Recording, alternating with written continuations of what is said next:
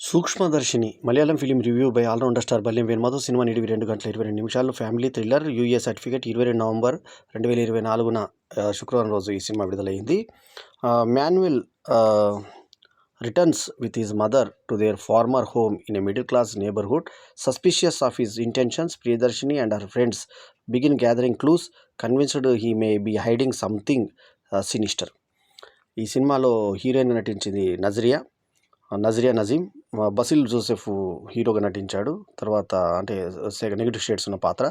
దీపక్ పరంబోల్ అనే అతను ముఖ్యమైన పాత్రను పోషించగా, సిద్ధార్థ్ భరతను, అఖిల భార్గవను, తర్వాత పూజా మోహన్ రాజు, తర్వాత మెరీన్ ఫిలిపు నటించారు.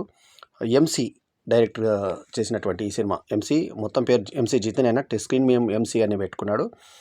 సమీర్ తాహిరు, తర్వాత షైజు ఖాలిద్, ఏవి అనూపులు నిర్మాతలు కాగా, క్రిస్టో జేవియర్ మ్యూజిషియన్ కాగా, లిబిన్ టీపీ స్క్రీన్ ప్లే అందించగా, ఇంకా ఈ సినిమాకి అతుల్ రామచంద్రన్ కూడా స్క్రీన్ ప్లే చేయగా, శరణ్ వేలాయుధన్ సినిమాటోగ్రఫీ చేయగా, చమన్ చిక్కో ఎడిటింగ్ చేశాడు.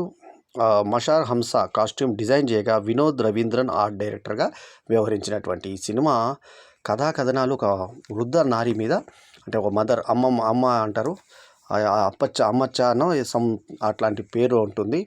సో ఆమె మాన్యువల్ అనే అతను హీరో మన జోసెఫ్. ఇక ఇందులో హీరోయిన్గా నటించిన అమ్మాయి చాలా అందంగా ఉంటుంది, నజియా. తెలుగులో కూడా నటించింది నజరియా. సో ఓపెనింగ్లో ఆమె ఇంటర్వ్యూకి వచ్చినప్పుడు ఆమె కార్లో వస్తుంది.